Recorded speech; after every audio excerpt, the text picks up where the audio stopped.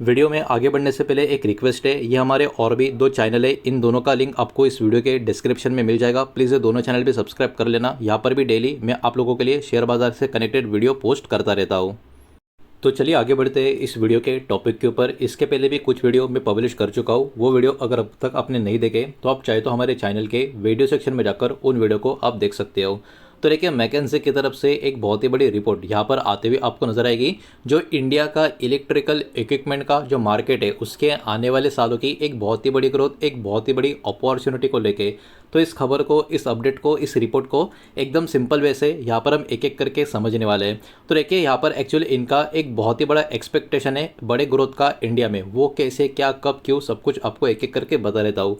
तो इंडिया का जो इलेक्ट्रिकल इक्विपमेंट मैन्युफैक्चरिंग का जो सेक्टर है वो कहीं ना कहीं इनके हिसाब से 2035 तक बहुत ही मजबूत तरीके से ग्रो होता हुआ नज़र आ सकता है। प्रोडक्शन जो है इस इंडस्ट्री का कहीं ना कहीं बढ़ सकता है अराउंड $50 बिलियन के आसपास। जो 2025 में था वो 2035 तक 195 से लेके $235 बिलियन तक जा सकता है। मतलब यहाँ पर इस पर्टिकुलर इंडस्ट्री में या सेक्टर में एक बहुत ही बड़ी जंप ग्रोथ की एक्सपेक्ट की जा रही है। डोमेस्टिक डिमांड भी 170 से लेके $205 बिलियन तक पहुँच सकती है, ये बात भी यहाँ पर निकल कर आ रही है। और 2035 तक इस इंडस्ट्री का जो एक्सपोर्ट है वो $60 बिलियन का जो नंबर है वो भी क्रॉस करता हुआ नज़र आ सकता है। तो देखिए, अपने आप में काफ़ी बड़ी रिपोर्ट, ये ग्लोबल लेवल का जो बड़ा नाम है उनकी तरफ से हमको देखने को मिल रही है। तो देखिए, अपने आप में काफ़ी बड़ी बात है, बिकॉज ग्लोबल लेवल पे जब भी कोई फर्म इंडिया के बारे में खराब बात करता है तो बहुत लोग कमेंट करते हैं कि ग्लोबल लेवल का रिपोर्ट को इतना फोकस मत करो, ये लोग हमेशा इंडिया के बारे में खराब बातें करते हैं। लेकिन ऐसा नहीं है, वो लोग उसके पीछे के रीज़न भी बताते हैं। तो ये एक्चुअली बहुत ही पॉजिटिव बात है और इसके पीछे के भी कुछ रीजन्स यहाँ पर इन्होंने बता कर रखे हैं। तो क्या क्या मेन रीज़न हो सकते हैं इस ग्रोथ के पीछे के, तो देखिए, इंडिया का जो इलेक्ट्रिफिकेशन है वो बहुत ही ज़बरदस्त तरीके से यहाँ पर बढ़ रहा है हमारे कंट्री में।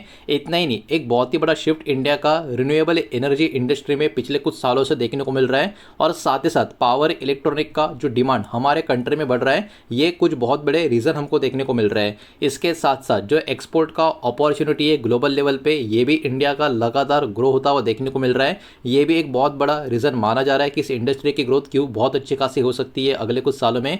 और एक इंपॉर्टेंट चीज़, गवर्नमेंट का जो फोकस है वो भी मैन्युफैक्चरिंग के ऊपर और इस इंडस्ट्री का जो इंफ्रास्ट्रक्चर है उसके ऊपर लगातार हमको अलग अलग तरीके से सपोर्ट के हिसाब से देखने को मिल भी रहा है। तो ये कुछ बहुत इंपॉर्टेंट 4-5 रीजन थे जिसके कारण इस इंडस्ट्री की ग्रोथ क्यों और कैसे बहुत ज़्यादा हो सकती है, ये यहाँ पर इस रिपोर्ट में इन्होंने बता कर रखा है। अब देखिए, यहाँ पर एक छोटा सा प्रॉब्लम भी आपको नजर आएगा, जो है दोस्तों इंपोर्ट का डिपेंडेंसी का। इंपोर्ट का जो डिपेंडेंसी है वो कहीं ना कहीं बढ़ता हुआ हमारा नजर आ रहा है। इंडिया का जो ओवरऑल इंपोर्ट का डिपेंडेंसी है वो भी कहीं ना कहीं काफ़ी ज़बरदस्त तरीके से बढ़ सकता है अगर इंडिया का लोकल मैन्युफैक्चरिंग सही तरीके से इम्प्रूव नहीं हुआ तो यहाँ पर देखिए, पिछले कुछ सालों में इंडिया अपना खुद का लोकल मैन्युफैक्चरिंग को अपग्रेड करता हुआ नजर आएगा। और पिछले कुछ हफ्तों में, महीनों में भी बहुत सारे अलग अलग रिपोर्ट, गवर्नमेंट का स्कीम, गवर्नमेंट का सपोर्ट भी लोकल मैन्युफैक्चरिंग को बढ़ावा देता हुआ नजर आएगा।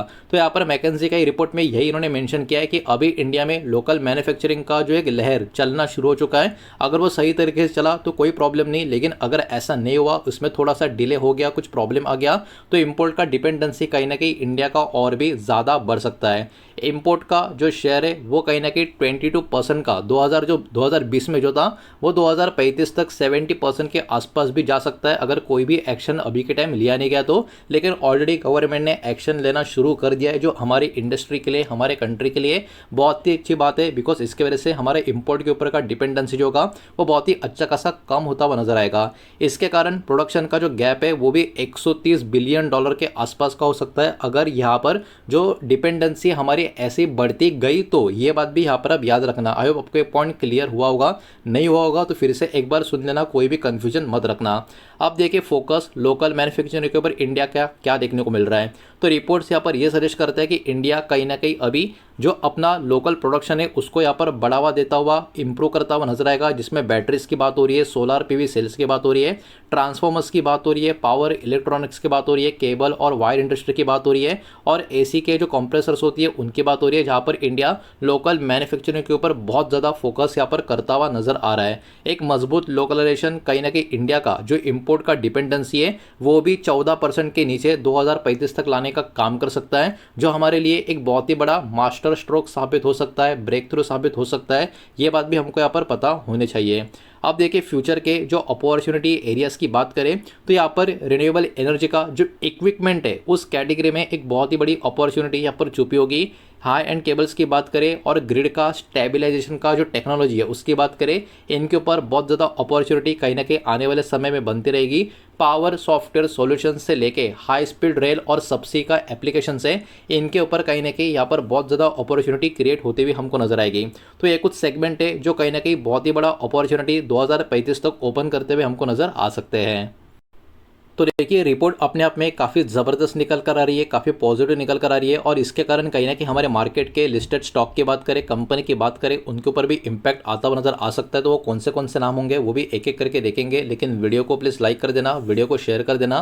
पहली बार चैनल पर आ चुके हो तो चैनल को भी सब्सक्राइब जरूर कर देना। अब देखिए जो भी कंपनी के नाम, स्टॉक के नाम यहाँ पर मैं आपको बताने वाला हूँ, ये किसी भी तरीके का बाय सेल का रिकमेंडेशन नहीं है, इन्वेस्टमेंट का एडवाइस नहीं है, ये बात भी यहाँ पर आप ध्यान में रखें। तो सबसे पहले लार्ज कैप कंपनी में बात करें तो Siemens India, ABB India limited, Bharat heavy electrical limited, CG power and industrial solution limited, Havells India limited and Polycab India limited, ये लार्ज कैप के कुछ प्लेयर्स होंगे जिनके ऊपर बाजार का फोकस यहाँ पर बना रहेगा। उसके बाद मिड कैप कंपनी की अगर बात करें तो KEI industry limited, Apar industry limited, Kalpataru project international limited, Waaree energy limited, premier energy limited, ये कुछ कंपनी के नाम है मिड कैप कैटेगरी के जिनके ऊपर बाजार का फोकस इस पर्टिकुलर खबर के वजह से बना रहेगा। उसके अलावा स्मॉल कैप स्टॉक्स की अगर हम बात करें तो इसमें transformers and rectifiers India limited, इस वाले कंपनी का फोकस बना रहेगा। उसके साथ साथ Silchar technology limited, Servotech renewable power system limited, Websol energy systems और आखिर में आरएमसी स्विचगेयर्स लिमिटेड, ये कुछ स्मॉल कैप कैटेगरी की कंपनियां हैं जिनके ऊपर बाजार का फोकस कहीं ना कहीं बना रहेगा।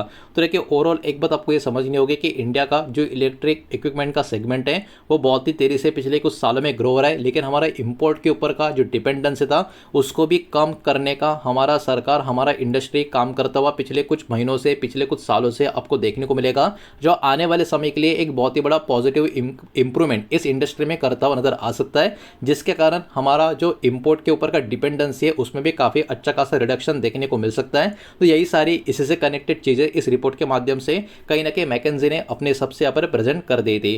तो ओवरऑल रिपोर्ट काफी बढ़िया थी, काफी इंपॉर्टेंट महत्वपूर्ण नजर आ रही थी, वही मैंने आपके सामने यहाँ पर प्रेजेंट किया है। और जो भी इंफॉर्मेशन यहाँ पर मैंने आपके साथ शेयर किया है वो सिर्फ और सिर्फ एजुकेशन और इन्फॉर्मेशनल पर्पस के हिसाब से ही है, किसी भी तरीके का इन्वेस्टमेंट का एडवाइस या स्टॉक का रिकमेंडेशन मैंने आपको दिया नहीं है, ये बात भी यहाँ पर आप ध्यान में रखें।